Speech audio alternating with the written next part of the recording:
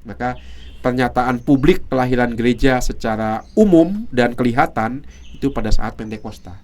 Karena pada saat itu juga ribuan orang dibaptis. Saya nggak berpikir nulis di buku baptisnya berapa banyak itu.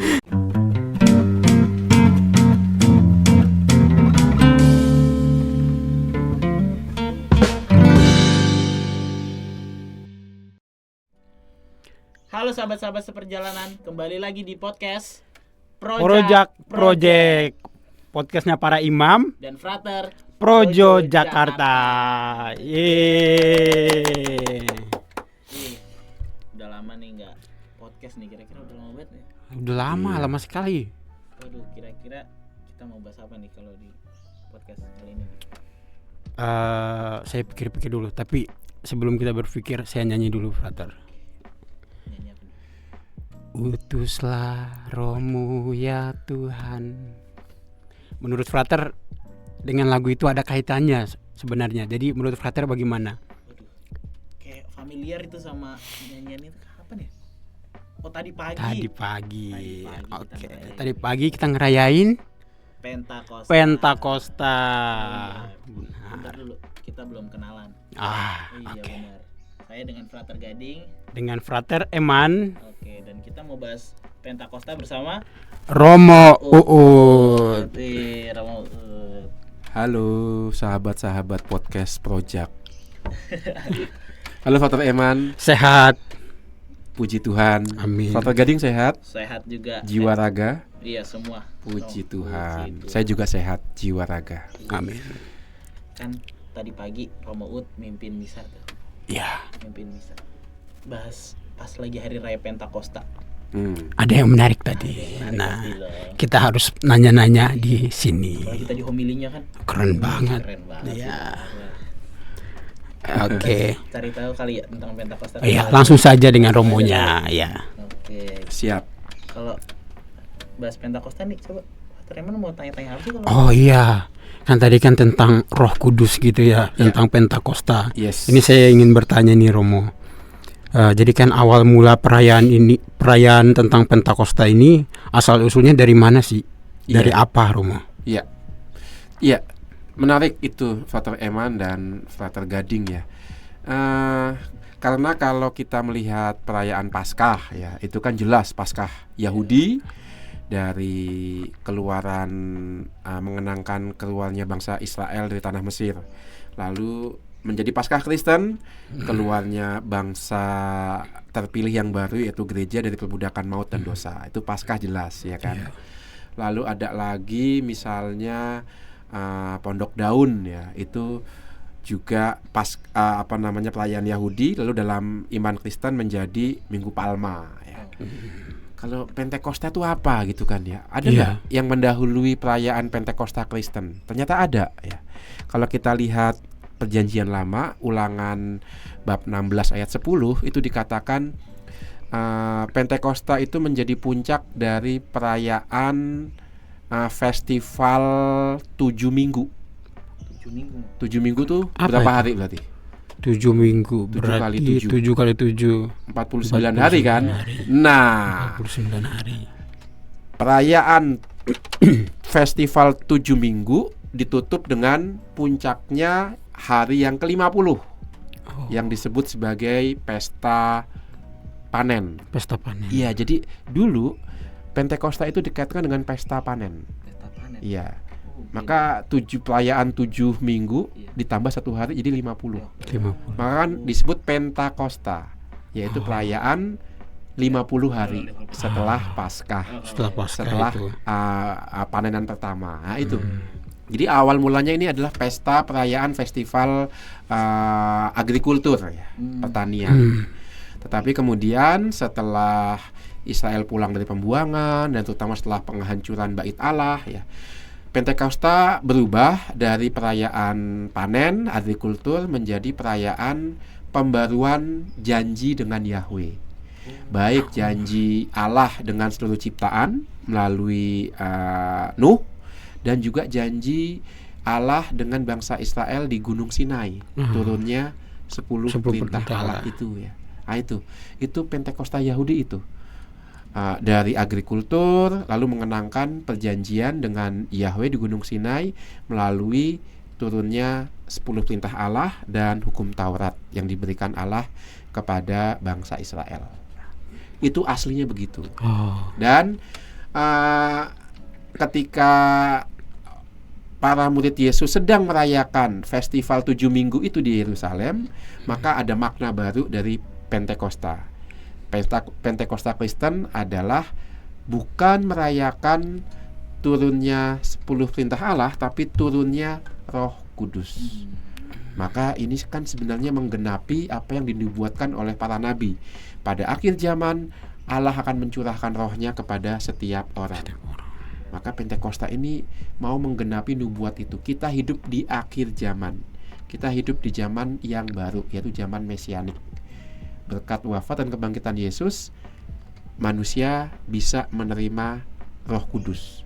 Kalau Taurat itu hukum di luar kita, karena ada hukumnya, ada tertulis, dan kita mengikuti hukum dari luar itu, Roh Kudus itu hukum dari dalam.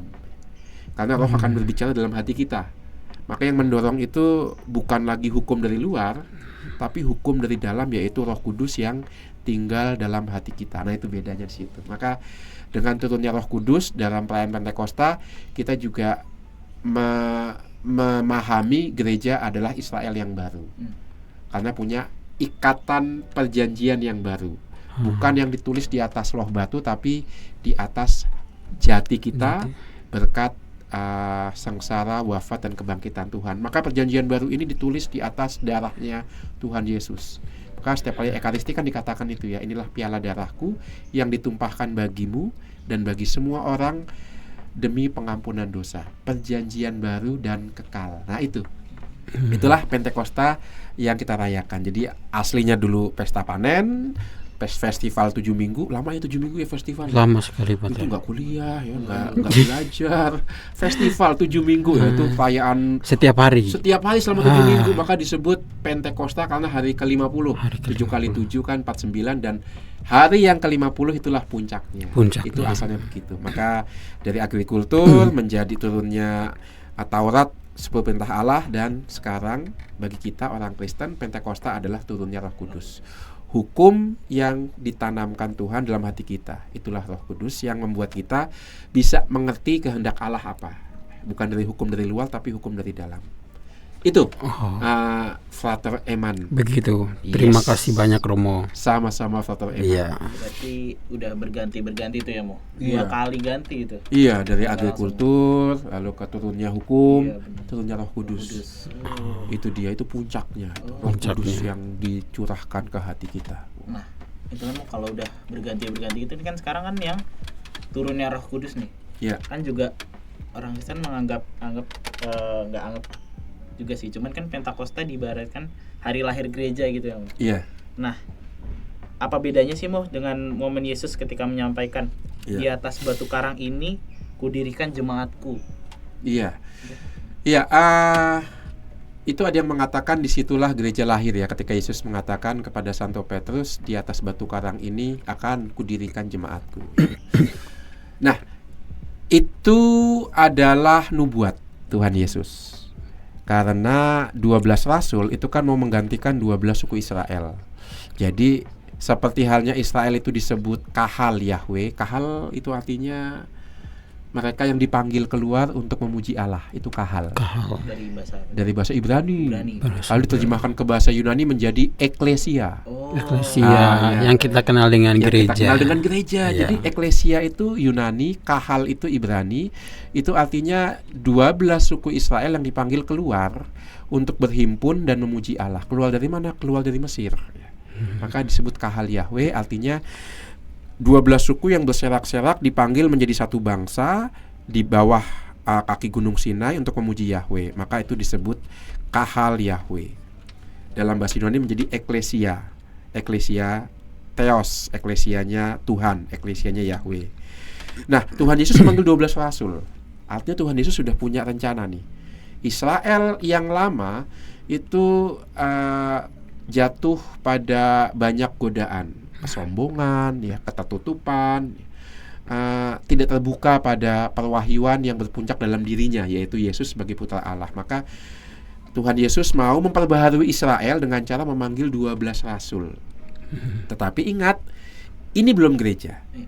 12 rasul itu cikal bakal eklesia, cikal bakal kahal.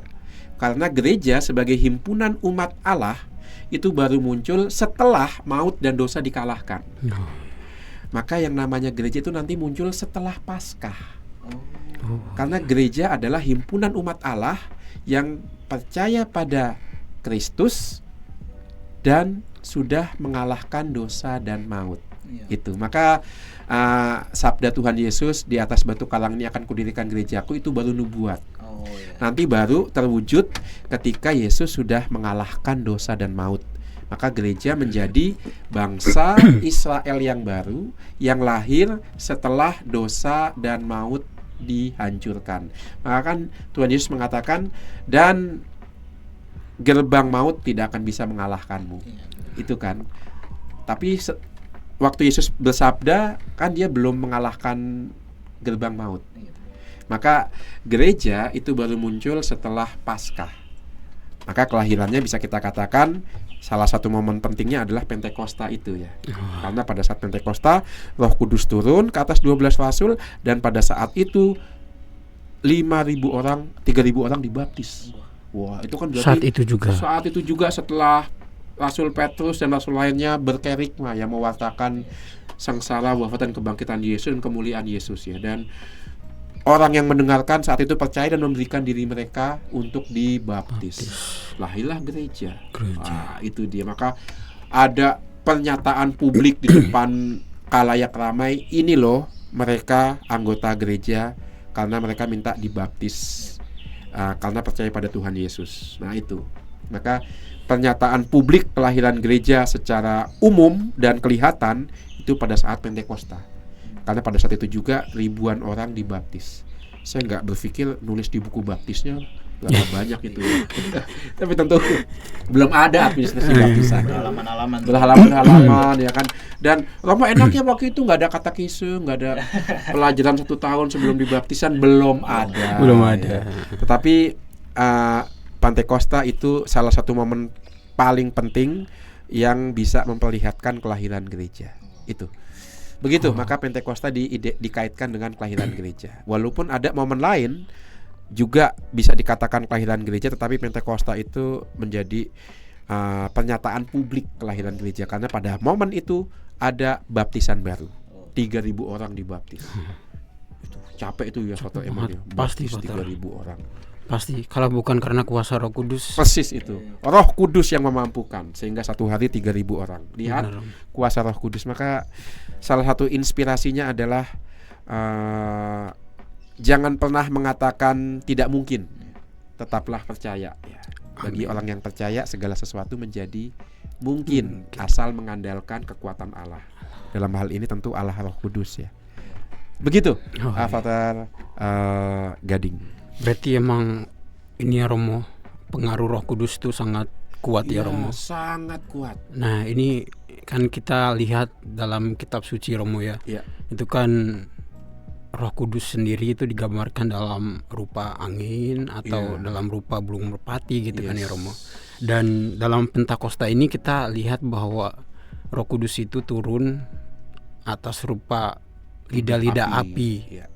Nah mungkin ada makna khusus tentang gambaran Roh Kudus pada Pentakosta ini Romo. Kenapa lidah-lidah api gitu Romo? Iya, kenapa lidah-lidah api?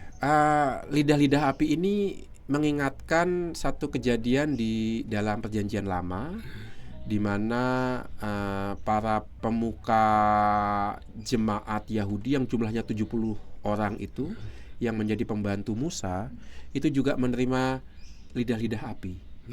Sehingga mereka bisa menyampaikan hukum Allah kepada seluruh suku Israel. Jadi lidah-lidah api mengingatkan akan karunia itu, turunnya hukum itu, dan kemampuan untuk bisa menjelaskan kepada umat apa kehendak Allah. Kan hukum itu kan dalam makna rohaninya kan diidentikan dengan kehendak Allah. Maka kalau orang Israel mau membuktikan cintanya pada Yahweh, mereka harus mentaati hukum, karena di hukum tersimpan kehendak Yahweh. Dan bagaimana itu bisa diajarkan? Ya melalui 70 orang pembantu Musa itu yang mendapatkan karunia lidah api. Dan dalam perayaan Pentekostal, lidah api itu disebutkan lagi untuk mengatakan bahwa sekarang karunia yang sama diturunkan kepada 12 rasul yang bisa mewartakan tentang Yesus Kristus. Nah itu, maka simbolnya itu. Dulu Israel tercipta karena 12 suku diikat oleh satu hukum, yaitu hukum Taurat, sehingga mereka dalam tingkah lakunya itu sesuai dengan kehendak Allah. Sekarang dalam Pentakosta Kristen sama.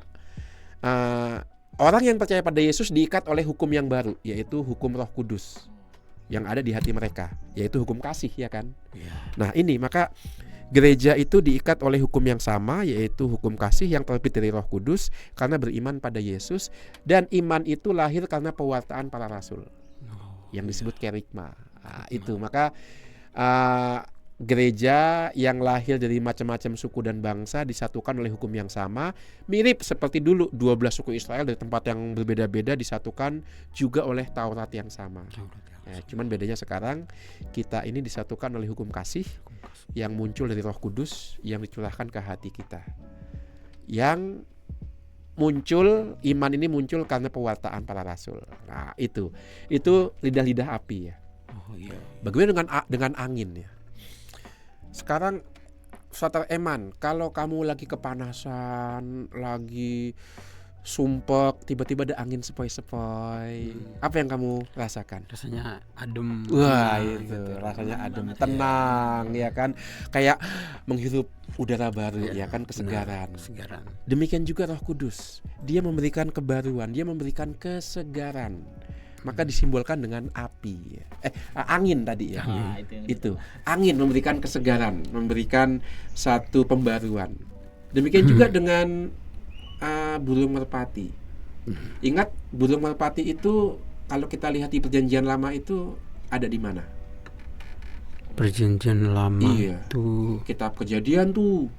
Setelah air bah, ya kan? Air bah. Iya kan? Burung merpati datang ke perahunya siapa? Nuh. Dengan membawa daun apa namanya?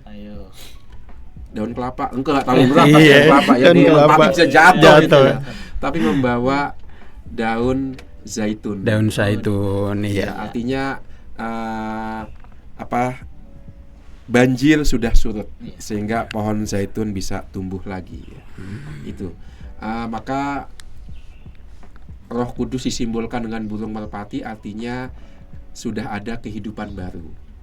Artinya sudah ada rekonsiliasi antara Allah dengan manusia. Dan itu kan yang diberikan karunia oleh Roh Kudus ya. Kita melalui pembaptisan menerima karunia Roh Kudus sehingga kita diangkat menjadi anak-anak Allah dalam Yesus Kristus. Artinya dosa kita dihapus sehingga kita layak disebut putra dan putri Allah.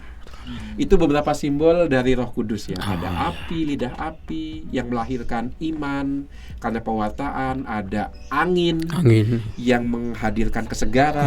Dan ada burung merpati yang melambangkan rekonsiliasi antara Allah dengan manusia. Tetapi burung merpati bukan hanya di kitab Kejadian dan Pentakosta, tapi juga kita lihat dalam pembaptisan Yesus kan ya. Yesus Kudus turun seperti merpati. Artinya memang komunikasi antara langit dan bumi sudah dipulihkan. Itu Roh Kudus ya. Maka penting gak Roh Kudus untuk kehidupan umat beriman? Sangat penting. Tanpa Roh Kudus kita gak punya iman. Tanpa Roh Kudus kita gak bisa rekonsiliasi sama Allah Bapa. Wah itu dia. Tanpa Roh Kudus kita gak mengalami pembaruan kesegaran hidup. Itu dia. Betul gak Pak Gadi? Betul sekali. Sayangnya Roh Kudus kerap kali diabaikan dalam gereja Katolik ya. Karunia Roh Kudus ini ya. Untung setiap perayaan Pentakosta kita diingatkan peran Allah Roh Kudus dalam hidup beriman. Benar. Yes, begitu. Ya. Udah jelas tadi kita menerima Roh Kudus gitu. Ya. Tandanya udah kelihatan. Tandanya kan tanda tadi kasih dan lain-lain itu tuh. Kira-kira tuh yang konkretnya gitu sebagai umat beriman itu apa ya, Mo? Tanda kehadiran Roh Kudus ya bagi kita orang-orang umat beriman. Wah tadi sudah tuh diberikan contoh oleh Father Eman tuh. Apa? Ketika ada angin memberikan kehangatan, kesejukan. Ketenangan. Nah itu. Itu tanda. Kehadiran Roh Kudus adalah ketika kita tenang, ada damai dalam hati. Damai dengan nyaman beda. Nyaman itu ya nyaman, santai gitu ya. Tapi kalau tenang, damai itu juga bisa kita alami dalam situasi sulit, dalam situasi penuh penderitaan. Damai itu tidak berlawanan dengan penderitaan. Orang bisa menderita tapi hatinya damai. Itu. Tapi kan orang nggak bisa nyaman dalam penderitaan, nggak bisa ya. Kecuali berbahagia di atas penderitaan orang lain, itu beda ya. Nah itu bukan tanda kehadiran Roh Kudus. Itu roh jahat itu malah ya. Nah maka tanda kehadiran Roh Kudus adalah ketika kita merasakan damai dalam hati. Dan damai ini jangka waktunya panjang. Saya nggak tahu. Dr. Gading pernah nggak merasakan damai itu? Itu saya ngerasa. Nah, itu dia. Itu tanda kehadiran Roh Kudus. Ada damai di situ, ada ketenangan yang tidak bisa diambil oleh dunia ini. Ya, itu salah satu tanda kehadiran Roh Kudus. Tanda lainnya adalah sukacita. Itu sukacita itu beda dengan suka-suka. Senang. Dengan senang itu beda, betul. Sukacita itu seperti damai ya, muncul dalam hati dan nggak ada syaratnya. Tidak ada sukacita asal, nggak ada. Karena paling kan saya bahagia kalau itu ada syaratnya. Tapi yang namanya sukacita nggak ada syaratnya. Dia diberikan begitu saja, tanpa syarat, ya, tanpa klausal tertentu. Ya, aku sukacita kalau Frater Gading itu nilainya lebih rendah daripada nilaiku. Nah, itu ada syaratnya. Itu bukan sukacita tuh. Sukacita tanpa syarat. Itu tanda lain kehadiran Roh Kudus. Yang paling konkret adalah ketika ada damai dan ada kerukunan. Itu persatuan. Karena Roh Kudus itu roh pemersatu. Roh Kudus itu roh yang menyatukan pribadi Allah Putra dan pribadi Allah Bapa. Maka kalau hidup Frater Eman, Frater Gading itu rukun ya. Walaupun ada perbedaan, baik dari sudut pandang apapun ya kan. Berarti sudah ada kehadiran Roh Kudus ya. Rukun kan ya? Sangat rukun. Ya itu sih, tidak hanya di podcast kan ya, tapi juga dalam kehidupan. Kehidupan nyata pun memang selalu begini, Romo. Selalu begini, Wah. Saya percaya itu. Nah, itu tanda kehadiran Roh Kudus. Di tengah perbedaan, di tengah bahkan juga mungkin perdebatan yang keras, tetapi tetap ada penghormatan satu sama lain. Itu tanda kehadiran Roh Kudus. Dan yang terakhir mungkin passion gitulah, gairah ya. Gairah. Itu. Karena Roh Kudus itu roh yang hadir ketika Allah menciptakan. Maka ketika ada kreativitas di situ, ada jalan keluar ya, selalu mencari solusi ketika ada permasalahan dan bukan mencari somasi ya, mencari salahnya, ini salah kamu ya. Maka ketika orang tidak saling menyalahkan tapi bersama-sama mencari solusi, kehadiran Roh Kudus. Kasih itu kreatif. Selalu menciptakan jalan keluar. Nah, itu tanda lain kehadiran Roh Kudus. Itu. Yes, begitu beberapa tanda ya, kehadiran Roh Kudus. Nah, kebetulan Romo, hari ini kan kita sudah merayakan Pentakosta ini, Romo. Ya. Dan tentu kita butuh pesan atau motivasi seperti apa yang bisa kita bangun dalam hati kita masing-masing. Dan juga ada sahabat seperjalanan kita yang sedang menonton dan menyaksikan. Apakah ada pesan-pesan yang dapat Romo sampaikan? Yes, baik. Ya, pesan-pesan untuk hari Pentakosta ini khususnya untuk sahabat-sahabat muda ya yang setia mengikuti podcast project ini ya. Ya, Roh Kudus itu selalu membawa pembaharuan, dan pembaharuan itu identik dengan kemudaan ya. Maka anak-anak muda, anak-anak remaja, jangan hilangkan kemudaan ini, karena kemudaan ini karunia Roh Kudus. Bisa jadi usia muda tapi tingkah laku tua ya. Karena udah patah semangat, gak punya gairah, putus asa. Jangan. Kemudaan di usia teman-teman, sahabat-sahabat adalah sebuah karunia. Maka isi kemudaan ini dengan berbagai macam hal yang baik ya. Dan itu bisa memantik semangat juga untuk kami-kami yang tidak lagi muda ini ya. Santo Yohanes Paulus II itu usianya uzur, tapi semangatnya itu muda selalu. Ini, maka pesan saya adalah syukuri kemudaan usia sebagai karunia dengan mengisi kemudaan ini dengan hal-hal yang baik yang bisa memperbaharui tidak hanya hidup kalian sebagai pribadi, tapi juga hidup orang-orang di sekitar, keluarga, gereja, dan masyarakat. Itu menjadi bukti kehadiran Roh Kudus dalam diri kita kaum muda. Yes. Amin. Amin. Sahabat-sahabat seperjalanan, diingat pesan-pesannya dari Romo Ut ya. Terlebih di hari raya Pentakosta ini juga kita mengucapkan selamat hari raya Pentakosta untuk teman-teman seperjalanan semuanya. Yes. Saya kira Romo Ut ada yang mau dibahas dikit lagi tentang. Enggak sih, cuma mau lihat itu aja, mikrofonnya warna merah, itu warna liturgi Pentakosta. Jadi cocok, pas banget ya. Pas itu sekali. Itu dia pesannya. Oke. Ya, itu aja sih. Kira-kira udah cukup kali ya, Romo? Cukup. Udah Terima cukup ya, kasih Romo, Father ya. Eman dan Iya. Father Gading. Iya. Semoga jelas ya. Jelas banget sih Romo itu. Sangat jelas. Sangat membantu informasinya. Puji Tuhan. Oke. Kita sudahi podcast kali ini ya Father Eman ya. Siap, karena kita sudah banyak mendalami tentang Roh Kudus. Oke. Maka kita berpulang dengan kehadiran Roh Kudus itu. Yang penting setelah menonton ini, sahabat-sahabat seperjalanan juga harus damai dong. Artinya harus tenang, harus segar. Harus segar, selalu muda. Selalu muda. Oh. Juga kalau sudah tidak muda lagi secara usia, tetap muda. Tetap muda. Oke, kita sudahi podcast kali ini. Terima kasih juga kepada Romo Ut sudah mau menjadi narasumber. Sama-sama Father Gading dan Father Eman. Oke, Terima kasih. Jangan lupa komen Subscribe. dan juga like video, dan ditunggu video-video selanjutnya di podcast Project. Project. Yeah. Dadah.